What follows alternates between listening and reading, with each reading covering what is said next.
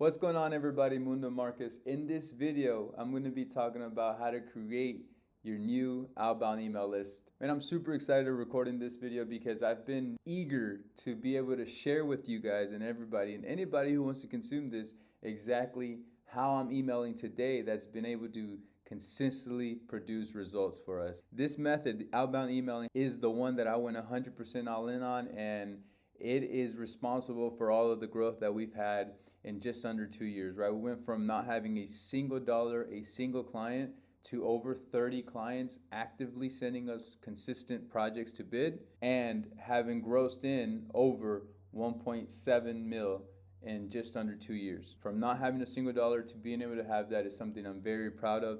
It is not by any means something that I want to continually voice, but I want to tell you that if you take this serious, there is no reason any of you can't have the same result, if not more, because it's taken me over 18 months just to figure out, just to finally get to the point where it all really clicks together, where the message is on point, where the outbound emailing is on point, where the first response is actually an opportunity rather than just a simple reply. Okay, but to get started, free outbound emails work. Okay, I have a lot of people that tell me, hey, it's not working for me. It's like there's something there that you're not doing because it works. Like I said, we've been using this method from day one. Since then, we've successfully grown our business to over 7 figures, and we haven't spent a single dollar on marketing.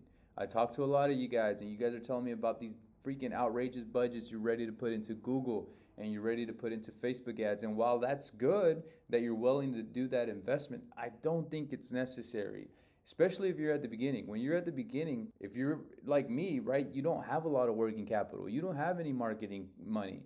And so what you do have is time. You have lots of time. And that is the one thing that this is going to require. It's going to be a lot of time, a lot of discipline, and a lot of consistency. But if you can see this through, there's no reason you can't be anything like us and probably do better than we have, which is getting to 7 figures in less than 2 years. So when I started and I made the decision that outbound emailing was going to be the method that I relied on most, the 3 things that you see on screen are the first 3 things that I started questioning myself about. Where the heck was I going to find these emails? What was I going to say in these emails? And then how the heck was I going to email them, right? What was the outbound ratio that I need to do per week and all that other stuff that comes in, right? So at the beginning, when I decided this, man, I didn't know how we were going to get any clients, right? I didn't know anything about it, right? I didn't know where to start, what to look for, or how to create a list. But in this video, I'm going to share with you the 13 steps that I used to build the exact list that in the last 30 days has given us the opportunity to bid on over $1.2 million.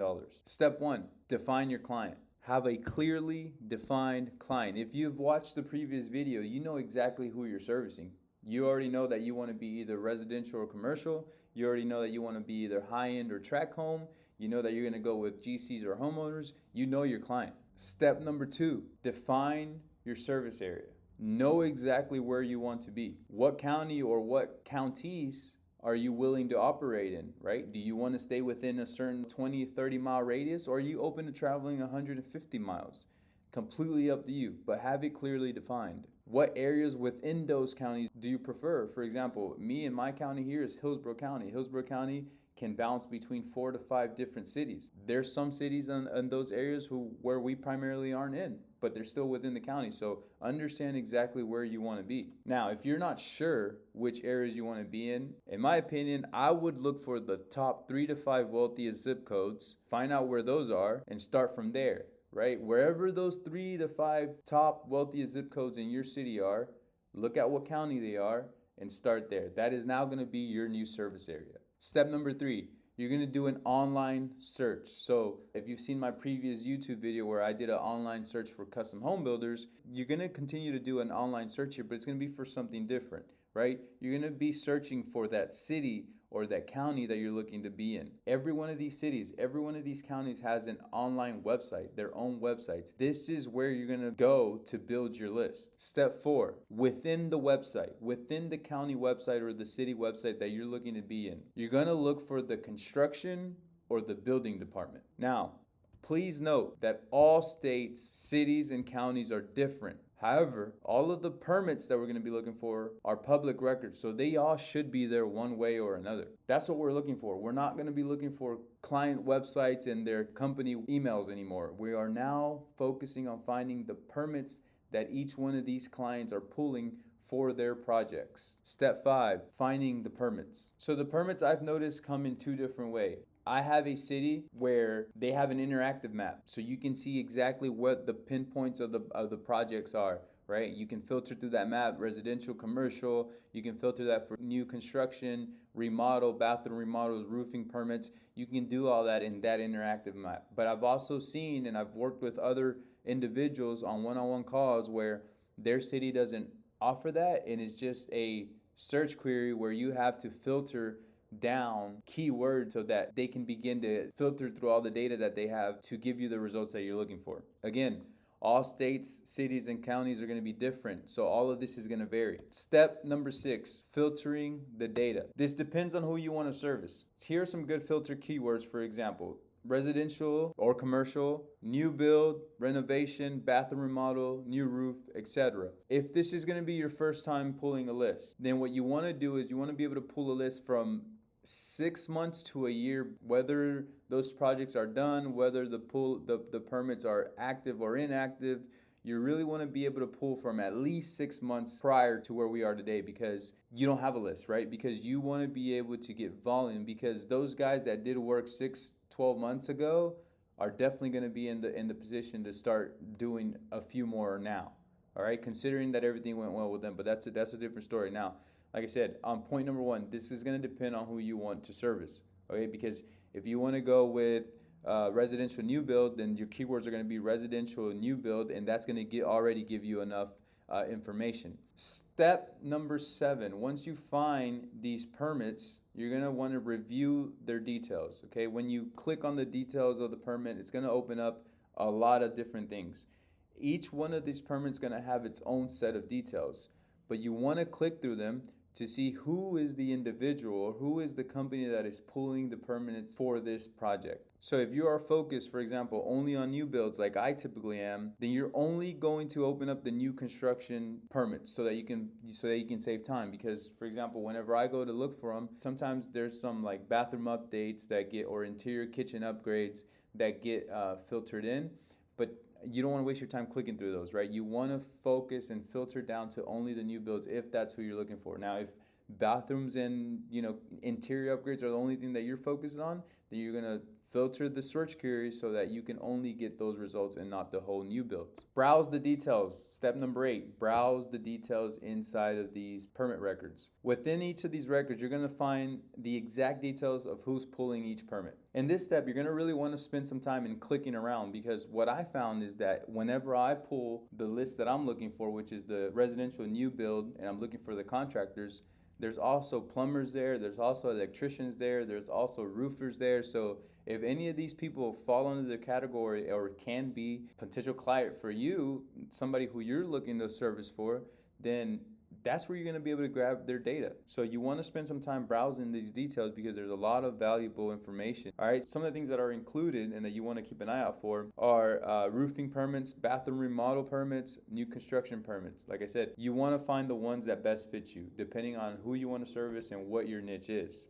All right, so for example, if you do interior work, you could gather all of the new build contractors, but at the same time, also all the contractors who are only pulling, bathroom remodels. So they're not going to be under the new build construction search filter, right? But you may have to leave out the new construction and open it up wider. Now, this is going to take more time and it's going to be a lot more data to go through, but that's how you're going to be able to amass more and get a better list. Okay, the bigger the list, the better. Honestly. Step number 9, the details that you're going to find and which ones, in my opinion, or what are the things that you want to know, right? This is common sense. You're going to want to note down the company name, company emails, the license holders, right, which are the GCs, the roofers, or etc., usually the owners of these companies, but you're going to write down their emails and their phone numbers. Okay, now here are going to be some pointers for you. The license holders are going to always be priority. Okay, so if the company has the company name and then the company email, but to the other side of within the record, you can see the actual general contractor's name, their license, their email, and their phone number, that's gonna take priority because that's a better email, because you know that that email is going to somebody who's directly still using that email. Why? Because they're putting it on their permit, right? Where they're gonna get send approvals or disapprovals of that permit. And so you know that this email is one that's gonna be tracked and being viewed, okay? So this is also more likely than not, be somebody that has authority. Be somebody who knows whether your scope of work is actually needed or not, and how much work they have coming down the pipe. Now, if there's more than one contact, you want to record them all. I've came across, for example, ABC Custom Home Builder, right? And ABC Custom Home Builder has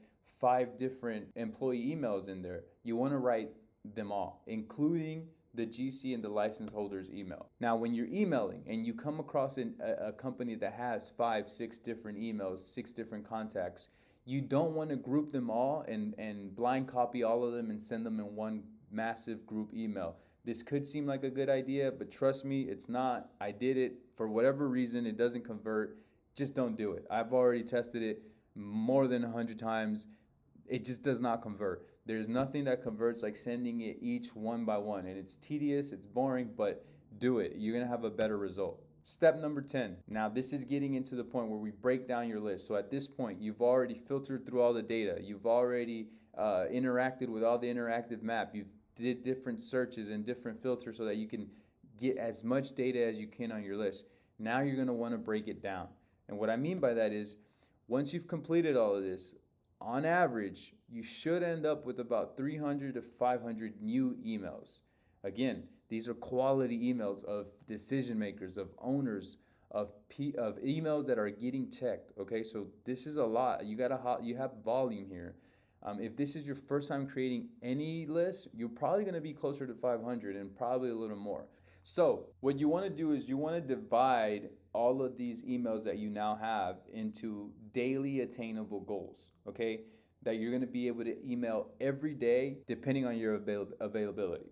So I'm going to give you an example. Whenever I built my list, okay, I decided that I was going to send out 10 emails every Monday, 15 emails Tuesday, Wednesday, and Thursday, and 10 emails every Friday so that I could hit my entire list in 30 days. My goal was that these new, I think it was like 260, 280 emails, that I was gonna send all of those an email in 30 days. Okay, that was my goal. And so I broke down my list to that. If you have well over 500 because it's your first time building a list, then don't do it in 30 days, right? Do it in 60 days or in a quarter, in 90 days. But what you don't want to do is give yourself any room not to send emails consistently. Get a number, even if it's 1 to 2 emails a day, right? Even if it's 5 emails a week or 10 emails a week, however you want to do it. You want to start building the habit of knowing that you cannot go to sleep if you don't send out that number of emails for that day. Step number 11, organize your list. Okay, I didn't realize how important this step actually was until I started creating this video for you guys, because the organization, now that I can see it and now that I review it, has actually helped me a lot in what's now going to be my follow-up. All right, and I'll explain that. So there's really no right way of organizing this. I think this is just going to be how you work and how you operate. And if you want to organize it by colors or however it may be, just find a way that you're going to organize it. I'm going to give you a few things that I did and that I focused on when organizing that I've noticed has made it easier for me.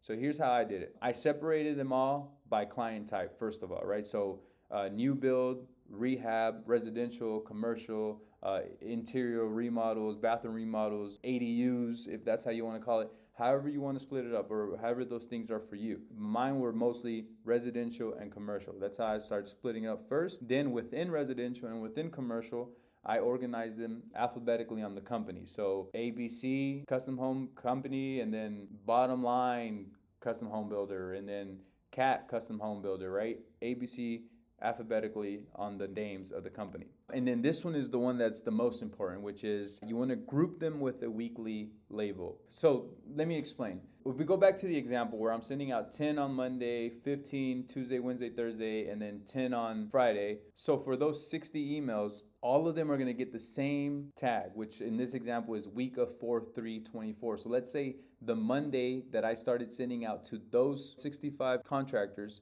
those 65 contractors all were going to have the same label of week of 4/3, because that to me was going to tell me that that week was when I hit them all. And so now I can keep track that 4 weeks from now, 2 months from now, I can see, oh, they're at a 60-day follow-up. They're at a 30-day follow-up. It's time for a 2-week follow-up. Whatever your follow-up process may be around that, you know when it is their turn. It's not really complicated because as soon as you finish that list, if you go right up to the beginning and if you're willing to, if you're going to hit them all in 30 days, then you know that you go right back to the first set and that you're going to start those 30 days follow-up. And every time you work through that set, when you get to the next set, they're going to be at the 30 days. And however way you want to see it. But this really helped me get organized within my CRM. Step 12, track who you email. You want to track and you want to know exactly who you're emailing every week. Again, this kind of goes to the organization on the last slide about labeling them, but it's important that you know exactly who you're emailing every week, because this is going to make your follow-up easier and you're just going to be a lot more organized down the road, which I'm seeing the benefits of that now. Step 13, here are the things of what to track. These are the things that I look for whenever I'm tracking these emails. Who responded? Which, if you send out 5 emails within one organization, which one of those 5 responded? Which one of those 5 viewed it? When did they respond? What did they respond? This is going to be tedious and this is going to seem like it's not important of understanding when they opened it or how many times they opened it before responding to you, but all of this is going to help you on your follow-up, and not only when to follow up, but how to get creative around that follow-up, right? Because there's some people who I see have opened my emails 20 to 25 times and never responded. And so my follow-up and my message to that person was a lot different than the people that only opened it once or twice, because to that person, what I told them was, hey, contractor, I noticed you opened this email over 20 times. Are there any questions that I can help you with? Are there any opportunities available for us, right? Which is way different than a simple follow-up of, hey man, we're still here kind of follow-up, right? It's a lot more catered, it's a lot more personalized, and so it's a lot more effective. So those were the 13 steps. That's it. If you follow those 13 steps, you're gonna end up with a list that is super valuable with the amount of contact information and the quality of contact information that you have. But there are some things that I want you guys to note here that are gonna help you. First of all, this is going to be challenging, and I feel like I say this on a lot of videos, but it's true. These are boring stuff. This is stuff that a lot of you guys are not going to find as cool or as enjoyable like maybe I do. I really do geek out around this kind of stuff. It's why I like to talk about the data and stuff so much, but I understand that most of you guys are not going to be like that. That's okay. Just understand that you need to do it anyways, or you need to find somebody who will do it for you. And again, some of these states, cities, and counties are just going to make it super difficult to find these records. If you cannot find these online, when I was in real estate wholesaling, I knew that at the end of the day, if you really want it, what you got to do is sit down and make a call to that county, to that clerk office, and get more information of how you can get that list, because they are able to email you these lists. Like again, these lists, these permits are public. So just because they make it tough doesn't mean that they're not available. But you got to figure it out. This is some of that work that you just got to figure out on your own. It's going to require a lot of work and dedication. I've already mentioned that. But most importantly, this is going to require time. Like I said, a lot of us don't have money right now. A lot of us don't have the ability to have a marketing budget, but we have a lot of time. And if you don't think you have time, I guarantee you have some time, because if you don't have any work, then what else are you doing? You have time. Stop making excuses. So, for reference, this took me to build my list of just under 300 contacts, took me a full 3-day weekend, 12 hours a day to complete. So if you're wondering, yes, it sucked. Yes, it was boring. And all I did was drink water and coffee for those 3 days, 12 hours a day. So who knows? Maybe you could take advantage and fast too, because I did.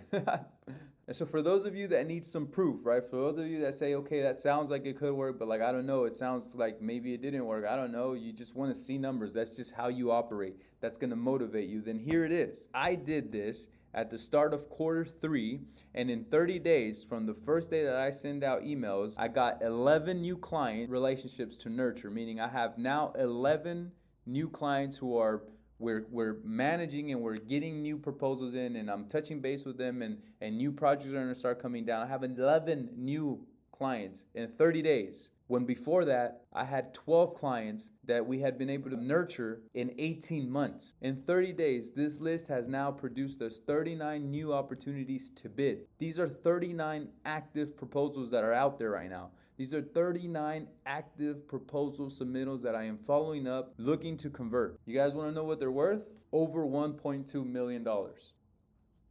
And that on screen is the screenshot of my section in my CRM of the exact amount that I have of submitted proposals in the last 30 days that directly came from this list that I just showed you how to create for yourself. This list produces, but how? Okay, so now you want to know, okay, but like, why is it that this list produced and the way that he did before didn't produce? That's a really good question. And to keep it nice and short, my previous method depended solely on volume, sending out hundreds of emails to any email. So what happened with that is that I was sending them out to just any email. Good, bad, wrong emails, any email, to start to produce some results. This new method continues to give us that same volume, hundreds of emails, but it adds quality because now we're pulling from the public record of the individuals who are submitting the most recent permits to build their projects and are submitting their most updated contact information as far as emails and as far as phone numbers. And so I realized previously, after 18 months, after 18 months of hard work and hitting my head on and trying to understand why I had to send out 100 emails to create one opportunity, after I realized that, I realized I needed to focus on who I was sending my email to rather than how many of those emails I was sending. And that's where the pivot came. And that's where I started focusing on public record. All right. And so as you can see, from the previous slide and the results was that the difference is fucking insane. The difference is crazy. So some context here for the data nerds like me that geek out on numbers is that the old method, the old email method required that I'd send out 100 emails to generate 5 responses that then funneled down into one new opportunity to build. And now, just to generate that one, the first of those 5 responses, I had to send out 6 to 8 emails to get one respond, and then probably another 3 to 4 on response number 2, 3, 4, and 5 to get one opportunity. This new method, I now send out 50 emails, so which is about 1 week's worth, that'll generate us 5 responses and 5 new opportunities to build. Each response has been coming in as a, hey, we like what you're saying in this email, here's the next project we have. Can you please give us a number for this? Can you help us out with this submittal?